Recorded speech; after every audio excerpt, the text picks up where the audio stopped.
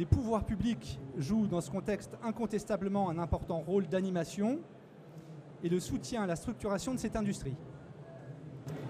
Sur le continent africain, cette dynamique s'illustre par la montée en puissance de nombreux programmes nationaux.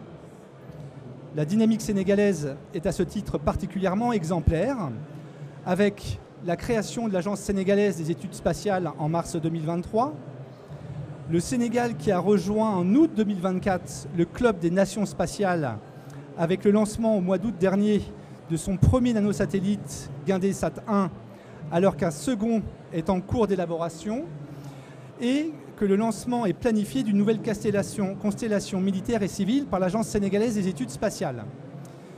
Mais aussi par l'existence depuis de nombreuses années du groupement interinstitutionnel de concertation et de coordination en géomatique, dont la mission est de réfléchir à la diffusion et l'usage de technologies du domaine dans la géomatique. Alors cette trajectoire milite pour que nous nous projetions ensemble dans les perspectives et les défis du développement de cette filière au Sénégal, à travers, et j'ai le plaisir de le dire, le regard de 3 acteurs majeurs au cœur de cette dynamique.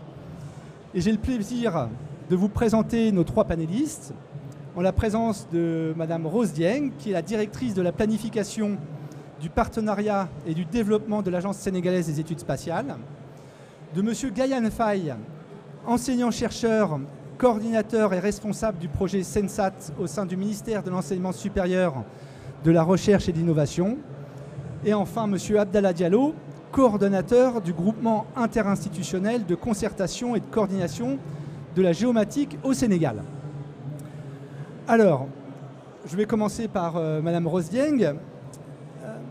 Parmi les principales missions de l'Agence sénégalaise des études spatiales, il y a l'élaboration de la feuille de route et les programmes de développement des activités spatiales nationales dans le court, le moyen et le long terme. Alors, naturellement, il serait trop long de rentrer dans le détail de cette feuille de route, mais pourriez-vous nous dresser aujourd'hui les priorités de court et de moyen terme de l'Agence pour répondre aux défis et aux opportunités que vous avez pu identifier? Merci Rose.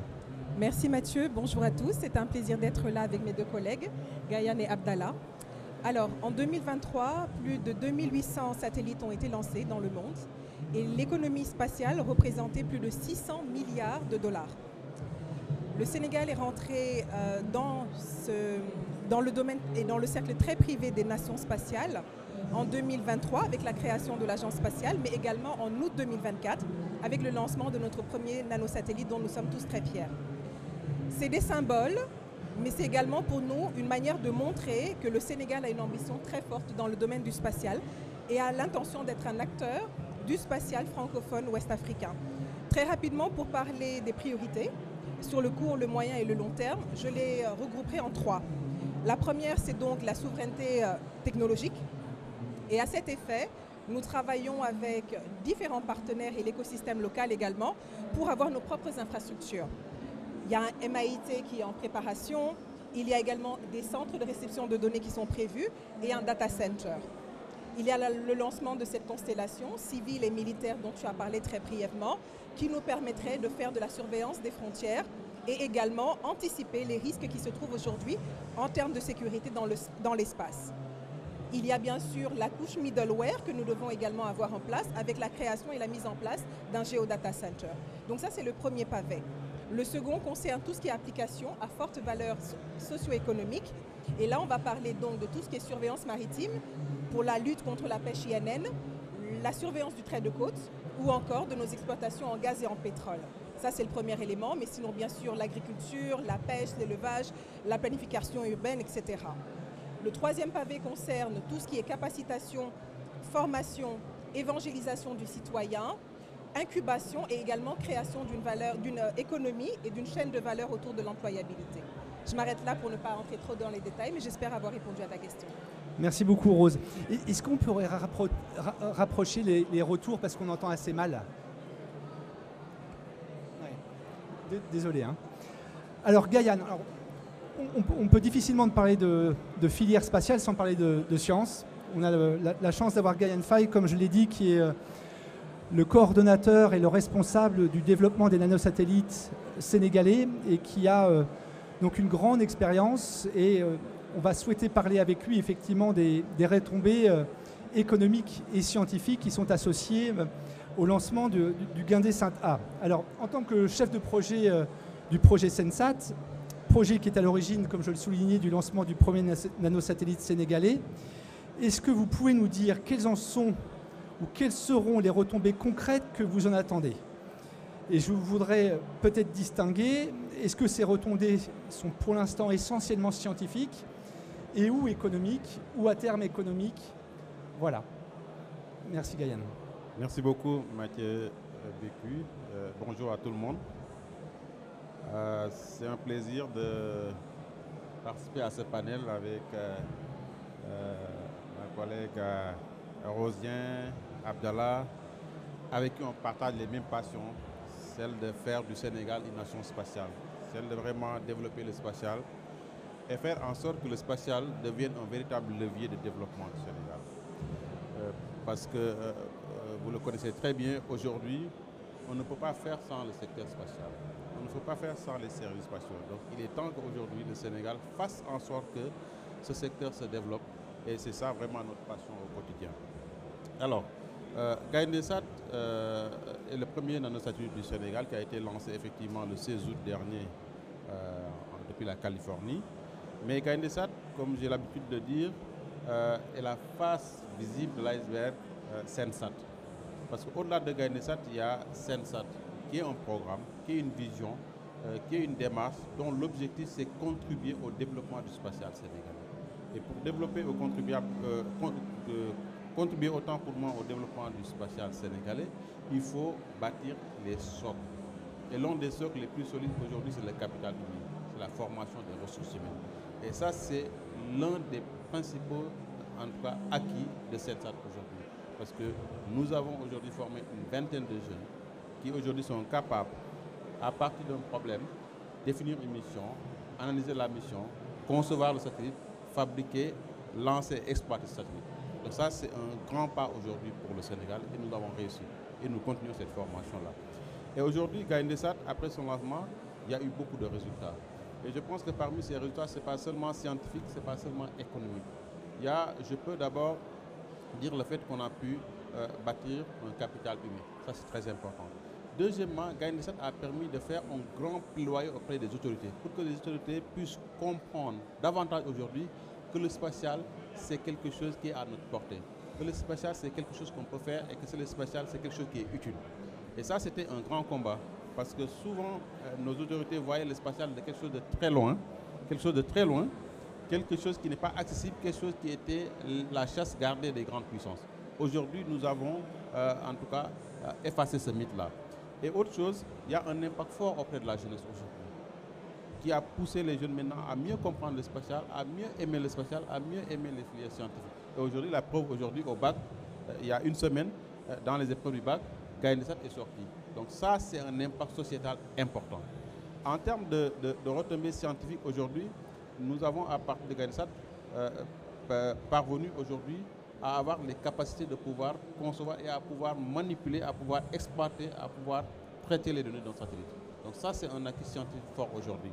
Et également, ça nous a permis aujourd'hui de pouvoir mettre en place un dispositif qui n'existait pas avant au Sénégal. C'est un dispositif qu'on appelle un dispositif de collecte des données. Et ce dispositif aujourd'hui, c'est nos ingénieurs qui l'ont conçu, c'est les ingénieurs qui sont en train de l'exploiter, qui sont en train de l'expérimenter autant pour moi. Et quand il sera opérationnel, c'est eux qui vont l'exploiter. Donc ça, c'est un acquis très fort aujourd'hui. Donc pour vous dire que Gaindé-Sat 1A nous a permis de faire beaucoup d'acquis, nous a permis de faire un saut très important aujourd'hui parce que nous a permis de construire le socle important. Et on ne se limite pas à Gaindé-Sat 1A, comme vous l'avez annoncé tout à l'heure. Nos ingénieurs, après la réussite de Gaindé-Sat 1A, nous avons entamé la fabrication du Gaindé-Sat 1B. Pourquoi? Pour la consolidation des acquis. Parce que durant le Gaindé-Sat 1A, nous avions eu un coaching de l'Université de Montpellier, des experts de l'Université de Montpellier. Un coaching rapproché, parce que c'était la première fois que nous fassions ça. Mais pour le deuxième, le coaching là, nous l'avons éliminé. Donc c'est les ingénieurs sénégalais tout seuls qui font le travail. Et donc ça permet de faire la consolidation des acquis du Gaindé-Sat 1B. 1A autant pour moi. Et ça nous permet également de pouvoir renforcer le dispositif de collecte. Parce qu'aujourd'hui, GAINSAT 1A passe 2 fois par jour au Sénégal. Avec le 1B, on aura 4 passages par jour. Et également, ça permettra de faire la continuité, parce qu'un satellite a une durée de vie. Ça nous permettra à la fin de la vie de GAINSAT 1A de pouvoir continuer le travail. Et on ne se limite pas uniquement à ces 2 projets. Il y a énormément d'autres programmes aujourd'hui qui sont en cours d'élaboration et donc qui nous permettront, dans un futur proche, de pouvoir vraiment apporter notre contribution au développement du spatial sénégalais. Merci. Alors, je me permets de rebondir sur tes propos. Effectivement, quand est-ce qu'on peut attendre le lancement du GAINDESAT 1B? Si tu peux nous le dire, je pense que peu de gens sont au courant. Donc, tu pourrais nous en faire la primeur, peut-être. Ou en tout cas, je n'ai pas vu passer d'informations dessus. Bon, normalement, c'est prévu au premier trimestre de 2026. Premier trimestre de 2026. Voilà. Et en termes de capteurs, comme on a l'habitude de dire, des satellites, ce sont des vecteurs. Ce qui est important, ce sont ce qui est embarqué dedans. Quelles sont les différences entre GAINDESAT 1A et GAINDESAT 1B en termes de mesures, de capteurs? Est-ce que c'est une consolidation de l'existant du 1A, c'est-à-dire consolider le temps de passage et donc assurer la continuité de la relève des données? Ou est-ce qu'il y a aussi un élargissement du spectre des analyses possibles qui seront possibles à travers le GAINDESAT 1B? GAINDESAT 1A et 1B sont des jumeaux. Donc ils ont la même charge utile. Et dans cette charge utile, nous avons mis 2 missions. Parce que, comme on a l'habitude de le dire, derrière chaque mission spatiale, il y a un besoin. On part toujours d'un besoin identifié qu'on cherche à répondre. Et donc, on bâtit une mission qui permet de répondre à ce besoin-là. Et les 2 missions qu'on a assignées à GAINDESAT 1A et 1B, la principale, c'est la collecte des données. La collecte de données, c'est à travers des balises qui sont installées à travers le pays et qui permettront de pouvoir rapatrier les données environnementales sans pour autant avoir besoin de faire des déplacements sur le territoire national. Ça, c'est une application, c'est un besoin qui a été exprimé par nos partenaires, à savoir la DGPE, à savoir l'OLAC, à savoir ANACIM, qui rencontrent des difficultés parfois, surtout en certaines périodes où ils ont besoin d'accéder très rapidement aux données pour donner des alertes précoces. L'année dernière, l'exemple que je donne, c'est l'année dernière, nous avons eu le fleuve Sénégal qui avait débordé de son lit. Et durant cette période, les décideurs avaient besoin d'avoir des informations sur le niveau de l'eau de façon régulière pour prendre des bonnes décisions, pour faire des anticipations. Et ça, malheureusement, ça ne pouvait pas être parce que la récupération des données prenait du temps. Et avec l'avènement de GAINDESAT, quand le dispositif sera opérationnel, ça nous permettra de recueillir très rapidement ces données, surtout avec 1B où on aura 4 passages par jour, de récupérer très rapidement les données et de permettre à l'autorité de prendre la bonne décision. La deuxième mission de GAINDESAT, c'est l'imagerie, donc c'est l'observation de la Terre. Donc là également, il faut savoir qu'on n'est pas encore au niveau de Sentinelle ou de Landsat, c'est des grosses constellations avec des gros satellites qui pesent des tonnes, des milliards, mais l'objectif c'était de mettre une caméra pour pouvoir apprendre, former les jeunes à manipuler les satellites pour prendre les données, pour pouvoir transmettre les données et de pouvoir les traiter. Donc c'est ça qu'on est. Donc GAINDESAT 1A également prend des images, mais c'est des images à très basse résolution, donc pas au niveau de Landsat. Merci Gaïan. Alors peu d'intérêt d'avoir des satellites si on ne traite pas les données. Alors mon cher Abdallah, toi tu es au cœur d'un dispositif institutionnel justement de coordination entre les acteurs qui produisent les données et ceux qui les utilisent. Est-ce que tu peux nous dresser aujourd'hui un panorama de l'usage des données satellitaires au Sénégal? Alors, merci beaucoup Mathieu, merci pour la question. Alors, c'est toujours un plaisir de retrouver cher Gaïan, Rosso. Et je pense qu'on est une équipe en fait au niveau de l'écosystème spatial et chacun essaye de faire son maximum pour développer ce secteur. Alors, tu me permettras je peux te tutoyer, hein? Tu peux. Alors, je vais revenir juste sur les missions du GICC. C'est important parce que c'est un groupement d'institutions qui chacune intervient sur le territoire pour produire de l'information géographique. Alors, pour produire cette information géographique, il faut de l'intrant. L'intrant, c'est quoi? C'est la donnée satellitaire.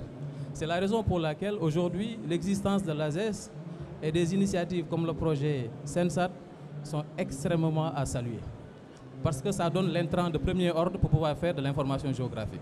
Alors, l'observation de la Terre sur les images satellites, ça permet de faire les routes, ça permet de faire du cadastre, ça permet de faire de l'altimétrie. En tout cas, tous les secteurs d'activité au niveau de l'État sont adressés par rapport à l'importance de ces données satellitaires. C'est la raison pour laquelle l'État a mis en place un groupe interinstitutionnel de concertation et de coordination. Parce qu'en fait, ce n'est pas un enjeu d'aller capturer de la donnée dans l'espace. Ce n'est pas ça, c'est un enjeu de système d'information. C'est-à-dire, une fois que la donnée est collectée, une fois on a le réseau routier, on a le cadastre, on a par exemple l'altimétrie, c'est-à-dire le relief pour gérer les inondations, l'État est face à une situation où ces données doivent être interopérables. C'est ça la question. Donc c'est un enjeu de système d'information au niveau de l'État. Et en fait, cet enjeu est aujourd'hui adressé par le New Deal technologique. Et Gaïan en a parlé, il a parlé de socle. Aujourd'hui, le socle du système d'information de l'État, c'est d'abord la donnée territoire. Et quand on parle de données territoire, on parle de données d'observation de la Terre et de données in situ. L'autre couche, c'est quoi? C'est l'identité digitale. C'est-à-dire qu'il faut identifier les hommes et les femmes qui vivent sur ce territoire-là. L'autre élément, c'est les biens et services. Donc, sur ces trois dimensions, l'intelligence géospatiale joue, en tout cas, sur toute la chaîne de valeur. Pourquoi je le dis? Je le dis pourquoi? Parce qu'en fait, au niveau du GICC, une fois qu'un outil de pilotage est mis à la disposition de l'État, où on a toutes les couches de données, cadastre, bâti, etc., ça permet à l'État de faire du pilotage. Mais après, il faut développer des services à valeur ajoutée autour. Et c'est pour ça qu'on a besoin d'un écosystème entrepreneurial pour pouvoir adresser des sujets importants où il y a de la création de richesses derrière. Donc, ces deux enjeux, doter un système d'information à l'État pour en faire un outil de pilotage, parce que sans information, on ne peut pas planifier, sinon on fait du pilotage à vue. Deuxièmement, c'est développer un écosystème entrepreneurial autour de l'utilisation de ces données, pour qu'on soit autonome et puis pour qu'on puisse adresser des problématiques sur le transport, sur la gestion des communes, etc., etc. Donc, pour revenir à ta question par rapport aujourd'hui, le panorama par rapport à ce qui se fait au niveau de la géomatique, je vais en citer deux exemples. Il y a d'abord le projet cadastre et sécurisation foncière, qui est un projet financé par la Banque mondiale à hauteur de, on va dire, 80 millions de dollars, et qui permet aujourd'hui d'avoir le parcellaire sur tout le pays. Ça, c'est une infrastructure de services. Imaginez aujourd'hui les startups, tous les services qui peuvent exister autour du cadastre. Le cadastre, c'est les points, c'est la géométrie, c'est le rectangle, c'est le triangle. Donc, c'est là où habitent les hommes et les femmes. Donc, ça, c'est une information extrêmement utile pour faire des services numériques. L'autre projet, c'est le PGIS. C'est le projet de gestion intégrée des inondations du Sénégal. Ça a été financé par l'AFD. Ça, c'est un projet très important. Et aujourd'hui, l'État a un outil de planification. C'est-à-dire les zones de ruissellement des eaux, les zones potentiellement inondables, les zones en hauteur. En tout cas, la cartographie des risques a été faite pratiquement sur tout le pays. En tout cas, les zones les plus sensibles. Donc, c'est des données aujourd'hui qui sont d'un intérêt capital. Et à date, au Sénégal, je pense qu'on n'est pas sur un chantier de production de données, mais on est plus sur un chantier de valorisation de ces données-là. C'est la raison pour laquelle, je sais qu'on n'a que quelques minutes, c'est la raison pour laquelle, dans le cadre du projet Scène Spatiale, on a lancé ce qu'on appelle le Challenge GeoInnov. Et la stratégie, c'était quoi? C'était partir du besoin pour stimuler la commande publique. Entre les deux, il faut développer cet écosystème entrepreneurial. Bon. Non mais vas-y. Oui, mais je vais rebondir après. Et ça, c'est important. Tu sais pourquoi? Parce que quand on identifie les besoins du secteur public, on les a réunis et on a sorti trois thématiques. L'économie bleue, l'aménagement du territoire et l'agriculture. Sur l'économie bleue, il y a des enjeux de pollution compte tenu de ce qu'on a en offshore en mer. Sur, par exemple, l'agriculture, aujourd'hui, on a des enjeux de zonage des potentialités des terres agricoles. Sur l'aménagement du territoire, on a des enjeux de cartographie du sous-sol. Parce qu'il y a énormément de chantiers et aujourd'hui, les concessionnaires de réseau sont fatigués parce qu'on n'a pas une cartographie de ce qu'on a dans le sous-sol. Donc, ce sont ces sujets d'intérêt qu'on prend et qu'on met à la disposition des startups, des enseignants-chercheurs, en tout cas des sachants, pour pouvoir développer des produits et des services parce que l'État en a besoin. Et derrière, on va faire le maximum pour pouvoir adresser cette problématique-là qui est là, comment accéder à la commande publique. Pour qu'à la fin, que les institutions puissent lancer des appels d'offres et que les startups puissent compétir pour pouvoir développer de la valeur ajoutée. Voilà. Merci beaucoup Abdallah. Donc, je me permets de rebondir sur le sujet effectivement que nous avons assez peu abordé, celui de la construction ou de la consolidation d'un écosystème entrepreneurial. Donc je vais revenir vers toi, Rose. Dans cette feuille de route, il y a aussi une ambition de soutenir cet écosystème entrepreneurial qu'on sait naissant, émergent au Sénégal, et qui doit pouvoir accéder aux données. Donc il existe un géoportail ici développé par le groupement interinstitutionnel de concertation et de coordination en géomatique qui vise à mettre à disposition de l'écosystème ces données. Mais l'accès aux données, ce n'est pas tout. Il faut aussi pouvoir accompagner à la structuration d'entreprises.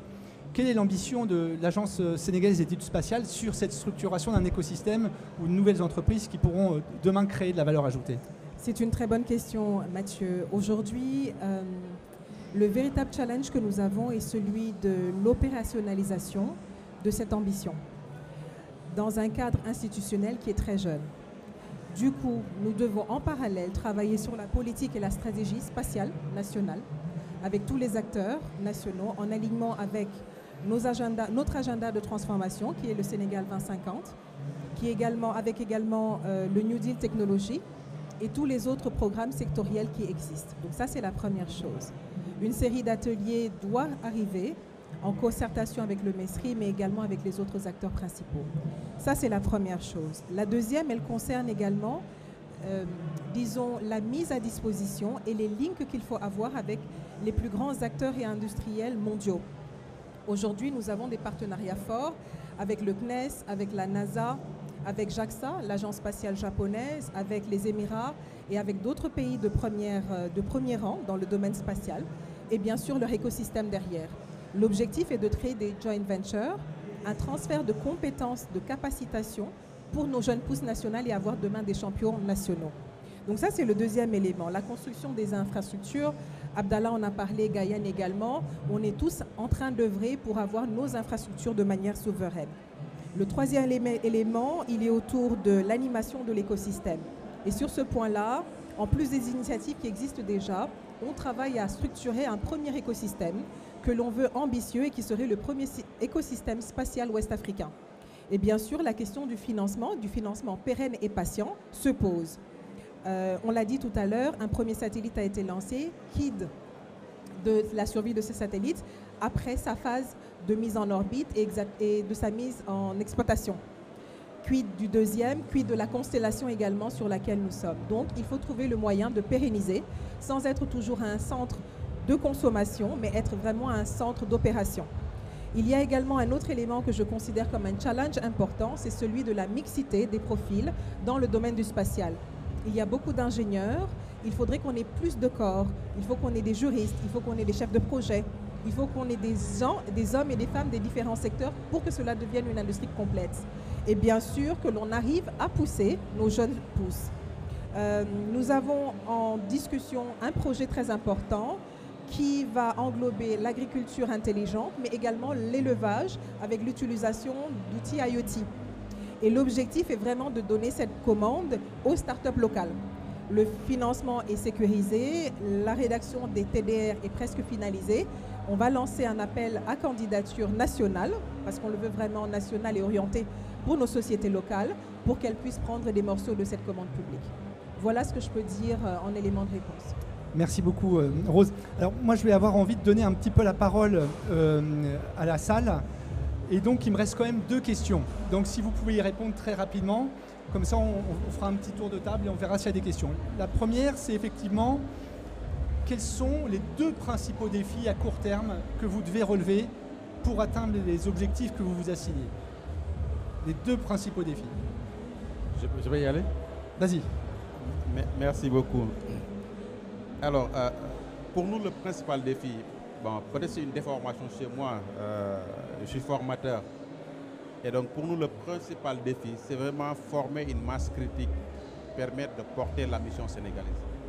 Parce que quelle que soit la mission qu'on aura, quel que soit ce qu'on veut faire, si on n'a pas formé une masse critique capable de porter cette ambition, on n'ira pas loin. Donc ça, c'est un défi. Le deuxième défi, c'est le développement du secteur privé. Parce qu'aujourd'hui, on ne peut pas développer le spatial sans l'innovation. Et l'innovation est portée par le secteur privé.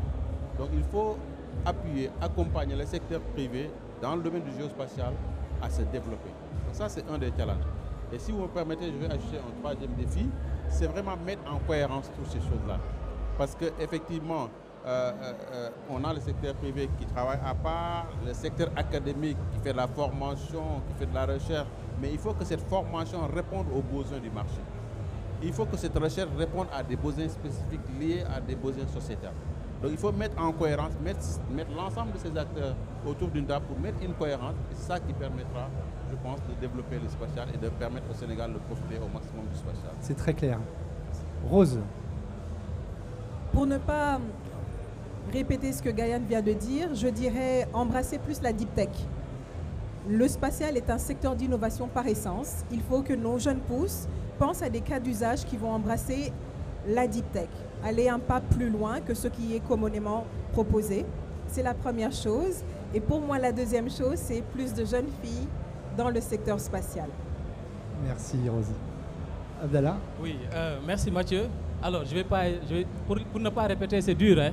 Bah oui. Bon, mais en fait, je dirais d'abord, dans ce premier temps, il y a un défi, parce que nous, on a un défi. Pas trop long, Abdallah. Hein? Oui, non, on a un défi. Vous savez, notre défi, c'est quoi?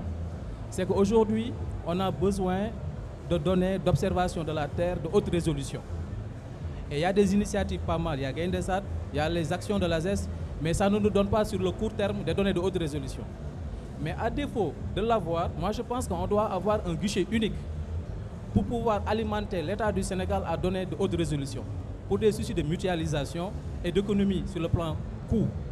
Ça, c'est extrêmement important. On va lancer les satellites, mais à un moment donné, je pense que les acteurs qui s'occupent de l'espace doivent s'asseoir et voir comment alimenter l'État sur les données de haute résolution, soit via un guichet unique où l'État va mettre des moyens chaque année. Parce que ça permet à l'écosystème entrepreneurial d'être alimenté sur des sujets. Parce que sans ces données-là, on ne pourra pas faire de l'urbain. Hein. Ce n'est pas possible. Donc ça, c'est un premier défi. Le deuxième défi, c'est sur l'innovation. Rose en a parlé. Et moi, je pense qu'aujourd'hui, il faudrait qu'au Sénégal, qu'on arrive à rapprocher les communautés sur le sujet de l'innovation. Parce que quand on voit qu'il y a les communautés numériques, communautés IA, communautés spatiales, moi, je suis contre ça. Je pense qu'il faut mettre les gens ensemble. Parce que pour avoir un système d'information géospatial avec des applications géodécisionnelles, ça prend ces trois métiers. Ça prend de l'IA, ça prend du numérique, ça prend du spatial. Donc je pense qu'on a un défi de mettre ensemble nos forces pour pouvoir adresser des problématiques, pour répondre au défi de Guyane, c'est-à-dire créer des entreprises. Parce que je le dis, l'essentiel des marchés au Sénégal sont gagnés par des entreprises du Nord. C'est le Maghreb, Europe, etc. Donc il nous faut créer ces entreprises. Et pour les avoir, une dernière phrase. Pour les avoir, il faut qu'on soit sur toute la chaîne de valeur.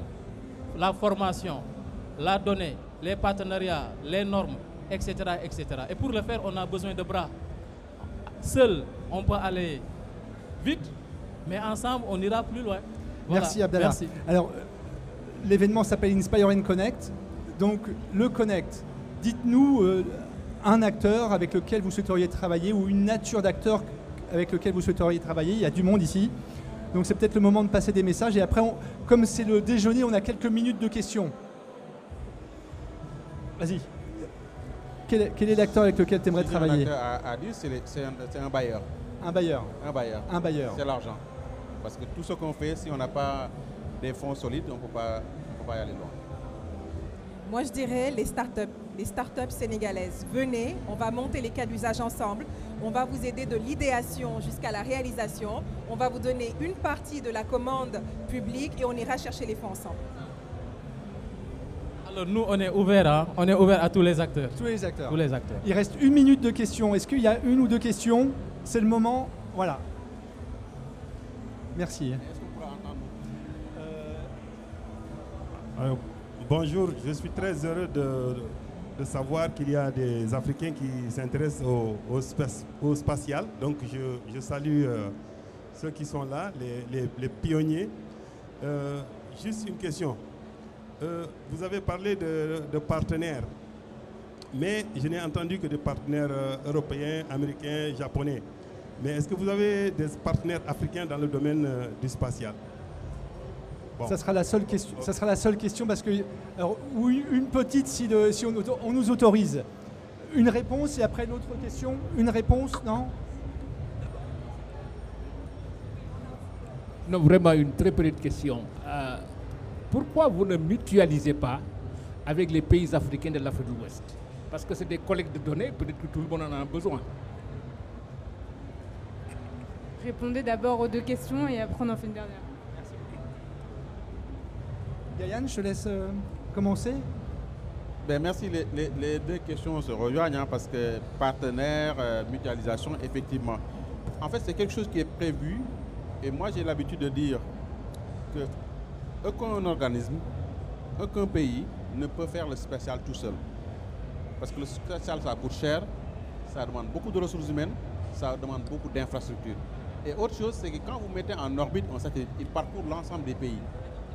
Donc, aujourd'hui, par exemple, GAINDESAT, il ne travaille que quand il est au-dessus du Sénégal, alors qu'il parcourt l'ensemble des pays du globe. Donc, c'est du gâchis entre guillemets. Mais pourquoi cela? C'est que nous sommes dans une phase où nous sommes en train de tester un certain nombre d'opérations, un certain nombre comment dirais-je encore, de méthodes. Mais quand ça sera stabilisé, effectivement, l'objectif c'est d'aller travailler avec d'autres pour que quand GAINDESAT sera au-dessus du Tchad, quand GAINDESAT sera au-dessus de la Tanzanie, qu'il puisse travailler pour ces pays-là et que quand il sera au-dessus du Sénégal, il puisse continuer à travailler. Et vice-versa, si ces pays disposent de satellites, également, ça sera occasion également de pouvoir utiliser le satellite. Aujourd'hui, nous avons un cas, c'est Djibouti, avec qui nous avons tous les deux le même partenaire qui est le Centre spatial universitaire de Montpellier. Djibouti, ils ont deux satellites, Djibouti 1A et Djibouti 1B. Et aujourd'hui, nous avons discuté avec eux, ils sont d'accord pour qu'on puisse exploiter le satellite quand il sera au-dessus du Sénégal. Et donc, ça nous permettra d'augmenter le nombre et vice-versa également utilisé. Donc, cette synergie, elle est très importante.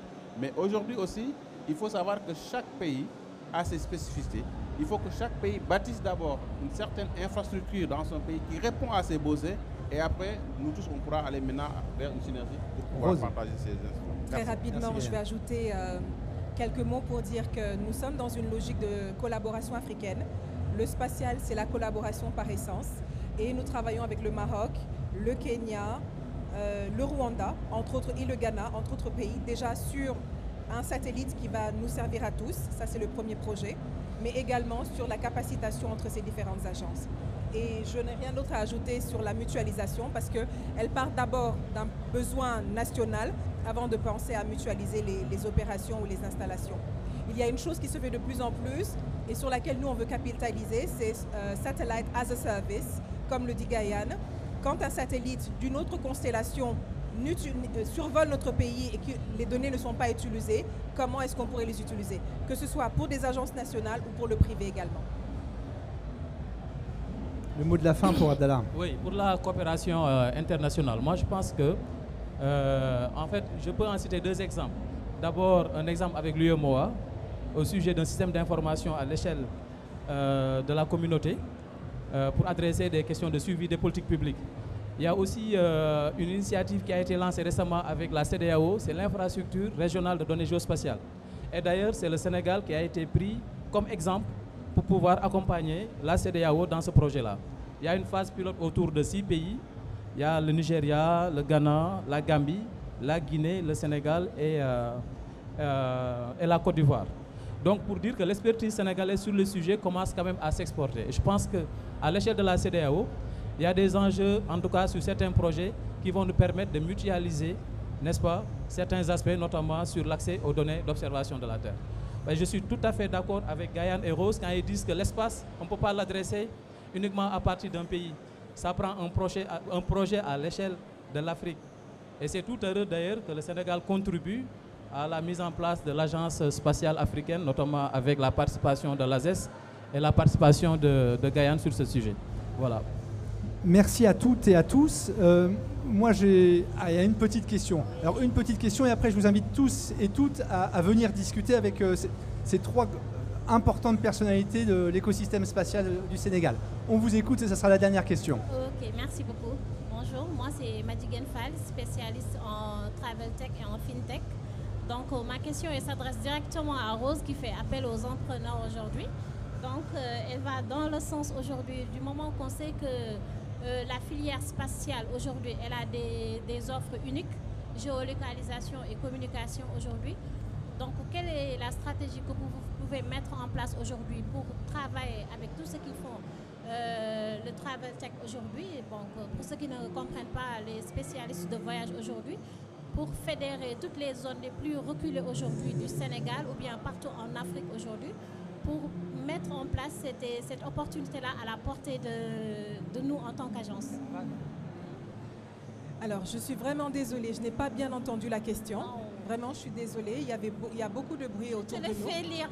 Donc Mais par si tu WhatsApp, veux, je te le fais parvenir par d'accord. WhatsApp. Si tu le souhaites, on peut en discuter tout à l'heure et on peut travailler de ton idée à voir comment la matérialiser et où te positionner dans l'écosystème national. Je t'invite également à voir les collègues de Sensat parce qu'eux également travaillent sur des données du satellite, là maintenant, et ça peut être une piste supplémentaire. Donc avant de partir d'ici, assure-toi que tu lui parles et que tu me parles. Mais que tu parles aussi à Abdallah. C'est un ancien du secteur, il aura des informations à te donner. Très Un bien. grand merci à toutes et à tous. Messieurs, dames, merci beaucoup. Merci.